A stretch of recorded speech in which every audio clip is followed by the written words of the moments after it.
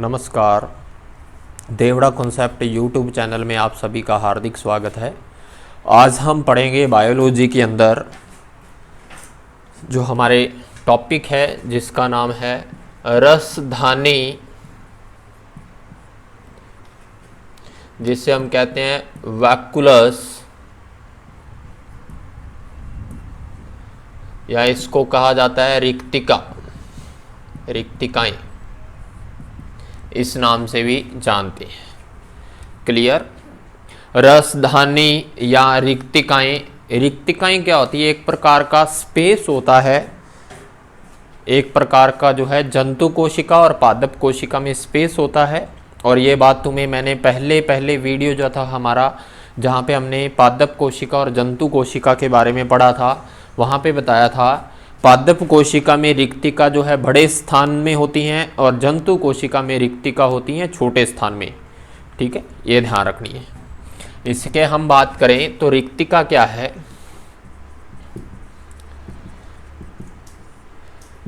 कोशिका के कोशिका द्रव्य में सूक्ष्म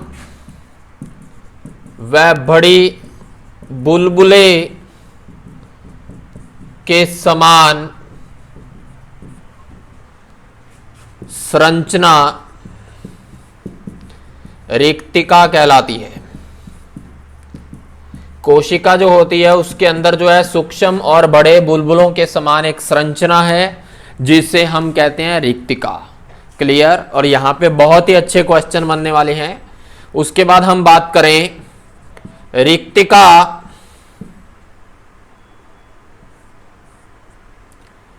एक झिल्ली द्वारा आवर्त होती है जिसे टोनोप्लास्ट कहते हैं। टोनोप्लास्ट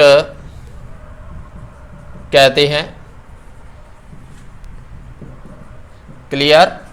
रिक्तिका के चारों ओर का जो आवरण होता है एक झिल्ली होती है जिसे हम टोनोप्लास्ट कहते हैं। यह बात ध्यान रखनी है। उसके बाद हम बात करें रिक्तिका में उपस्थित द्रव को, रिक्तिका के अंदर जो द्रव उपस्थित होता है उसे कोशिका रस कहते हैं, जिसे हम कहते हैं सेल सेप। कोशिका रस कहते हैं उसे, जो है हम कोशिका रस कहेंगे। ये बात ध्यान रखनी है। क्लियर। जो रिक्तिका के अंदर उपस्थित द्रव है उसे कोशिका रस कहा जाता है, सेल सेप कहा जाता है। और ये सेल सेप जो है कोशिका रस, ये एक महत्वपूर्ण कार्य करता है, उसके बारे में हम चर्चा करेंगे।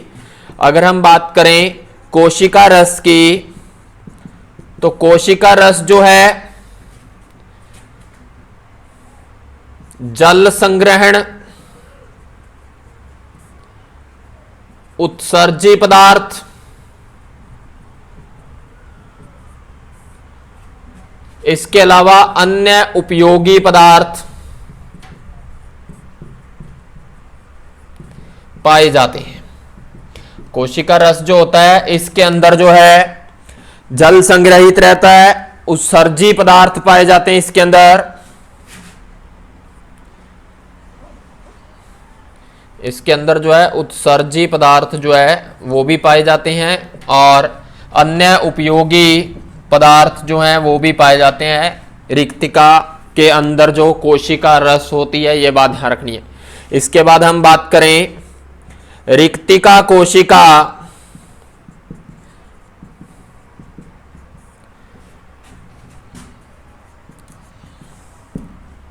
रिक्तिका जो होती है कोशिका को सफेद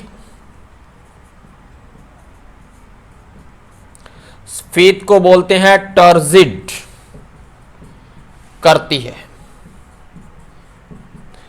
रिक्तिका जो है कोशिका को सफेद व कठोर बनाए रखती है। ऐसे लिख लो, ये कार्य हो जाएगा एक प्रकार का। रिक्तिका जो है कोशिका को सफेद और कठोर बनाए रखती है, एक प्रकार की कठोरता प्रदान करने का कार्य करती है, ये बात ध्यान रखनी है। और इसके अलावा जो है रिक्तिका जो होती है, रिक्तिका जल व अन्य उपयोगी पदार्थों को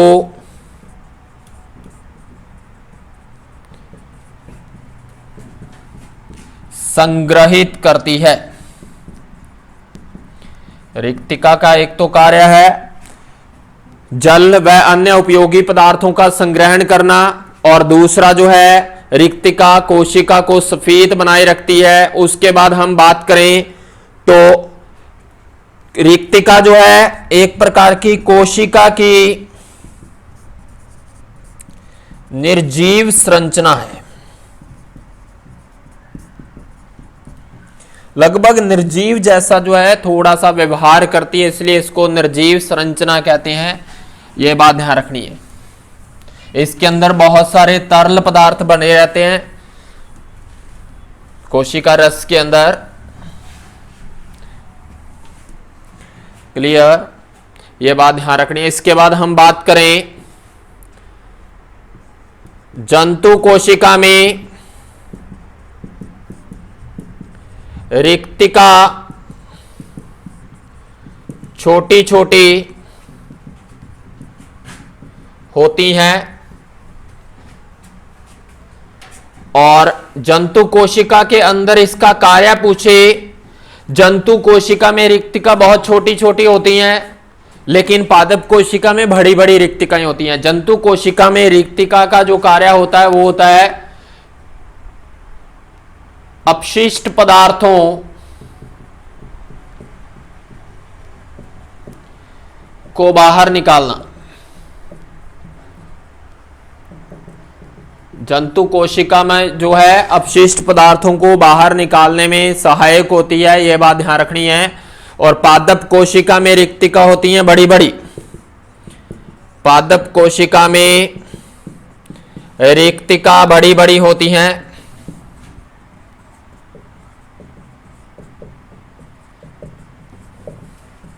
इसलिए केंद्रक एक किनारे पर होता है।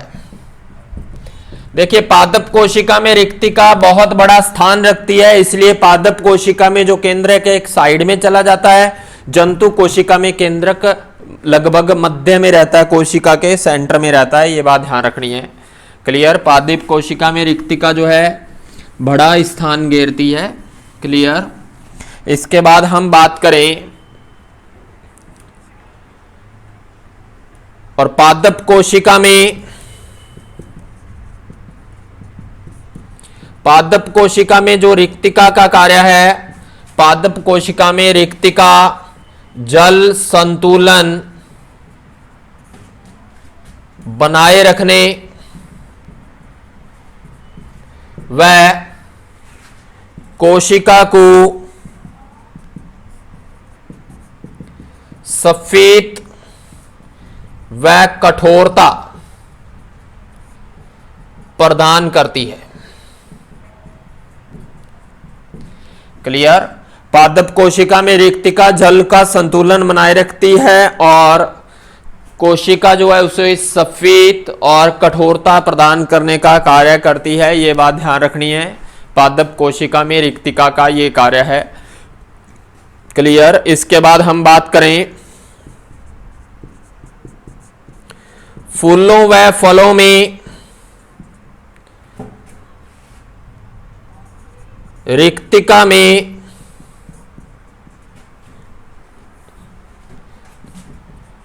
एंथोसाइनिन पाई जाती है। फूलों और फलों की जो रिक्तिका होती है उसमें पाया जाने वाला पदार्थ जो है एंथोसाइनिन है, यह बात आपको ध्यान रखनी है। क्लियर, इस बात का आपको विशेष ध्यान रखना है। फूलों व फलों में रिक्तिका में पाए जाने वाला पदार्थ जो है एंथोसाइनिन। पादप कोशिका में रिक्तिका बड़ी होती है, जंतु कोशिका में रिक्तिकाएं होती हैं छोटी छोटी, ये बात ध्यान रखनी है। पादप कोशिका में जल का संतुलन बनाए रखती है, जंतु कोशिका में अपशिष्ट पदार्थों को बाहर निकालने में सहायक होती हैं रिक्तिकाएं। क्लियर?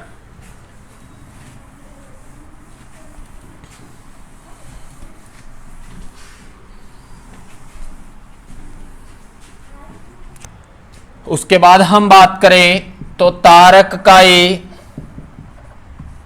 जिसे हम कहते हैं सेंट्रोसोम। तारककाय जो है इसकी खोज जो की थी टी बॉबेरी द्वारा खोज की गई। और तारककाय जो होता है एक गोलाकार संरचना में होती है।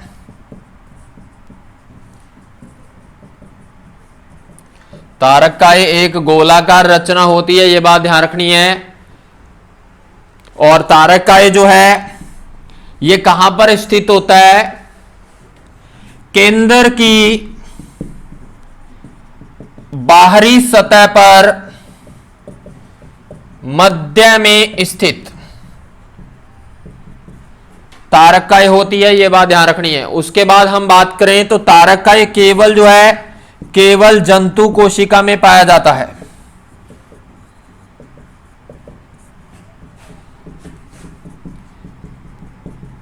पादप कोशिका में नहीं पाया जाता, लेकिन फिर भी कुछ ऐसे पादप हैं जिनमें पाया जाता है। लगभग जो हम मानते हैं यही मानते हैं कि जंतु कोशिका में पाई जाती है, पादप कोशिका में जो है तारककाय जो है नहीं पाई जाती, यह बात ध्यान रखनी है। तारककाय जो होता है इसमें दो स्पैंडलों के आकार के कणों का बना होता है। तारककाय में दो स्पैंडल जो होते हैं इसको बोलते हैं तरकु। स्पैंडल जो होता है उसे तरकु कहते हैं। स्पैंडल के आकार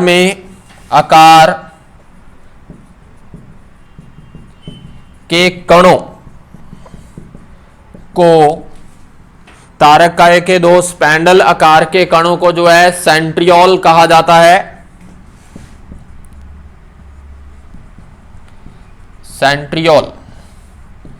सेंट्रियोल कहते हैं। सेंट्रियोल का मतलब हो गया तारक केंद्र।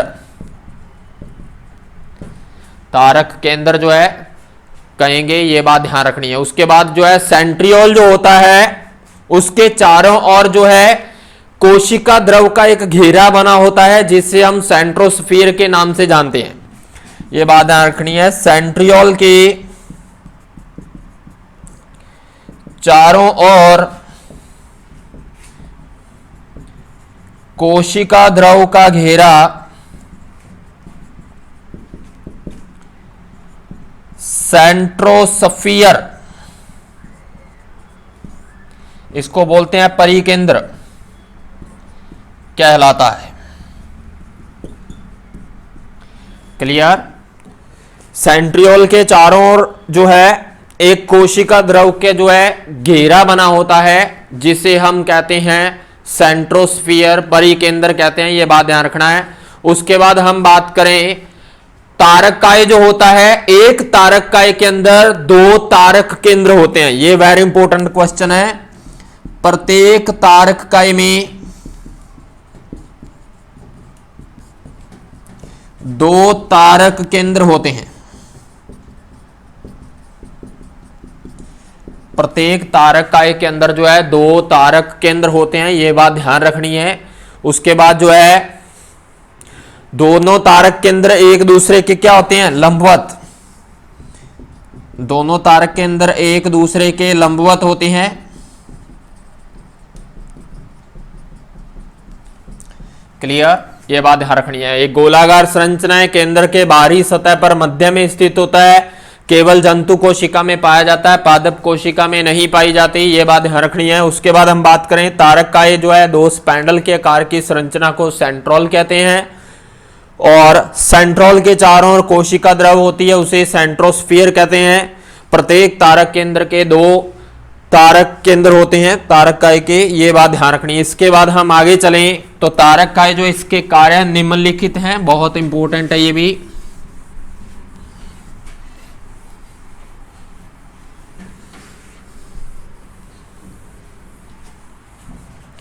उसके बाद हम बात करें तारक काय जो है इसके कार्य, वेरी इंपॉर्टेंट है। काय के कार्य जो हैं, ये क्या करता है, कोशिका विभाजन के समय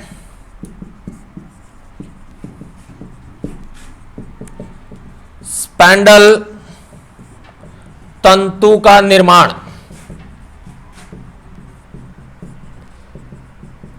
जब कोशिका का विभाजन होता है तो उस समय स्पैंडल फाइबर बनाने का जो है कार्य करता है, यह बात ध्यान रखनी है। उसके अलावा जो है शुक्राणुओं की पूंछ का निर्माण करता है, शुक्राणु जो है उनकी पूंछ का निर्माण में सहायक होती है तारक के अंदर, यह भी ध्यान रखना आपको। इसके अलावा जो है सूक्ष्म जीवों में पाए जाने वाले गमन अंग, थर्ड नंबर की हम बात करें तो सूक्ष्म जीवों में पाए जाने वाले गमन अंग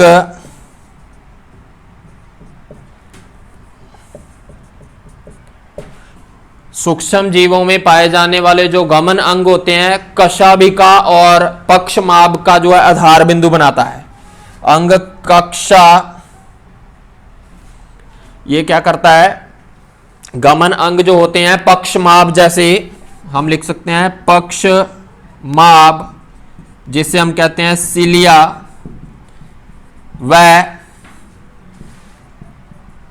कशाभिका,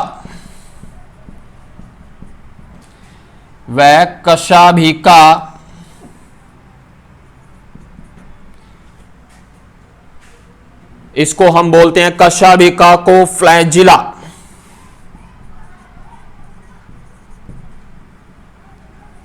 फ्लैजिला के नाम से जानते से के आधार बिंदु के रूप में, आधार बिंदु के रूप में जो है कार्य करता है। क्लियर। सूक्ष्म जीवों में पाए जाने वाले गमन अंग हमने क्या पढ़ा था, देखिए ध्यान से, हमने पढ़ा था स्टार्टिंग में जो अमीबा होती है, अमीबा के शरीर पर इस प्रकार से जो है पाई जाती हैं, इनको हमने बोला था पक्षमाभ, सिलिया, जिससे अमीबा जो है भोजन को ग्रहण करती है। इनका जो आधार बिंदु होता है वो एक प्रकार का क्या है, तारक केंद्र के द्वारा ही बनता है, ये बात ध्यान रखनी है। क्लियर। ये था हमारे पास तारक केंद्र, और इससे पहले हमने पढ़ी रिक्तिका। क्लियर। हमारे चैनल को ज़्यादा से ज़्यादा सब्सक्राइब कीजिए, लाइक कीजिए और शेयर कीजिए। बेल आइकन को जरूर दबाएं जिससे आपको नई वीडियो का नोटिफिकेशन मिल सके। धन्यवाद।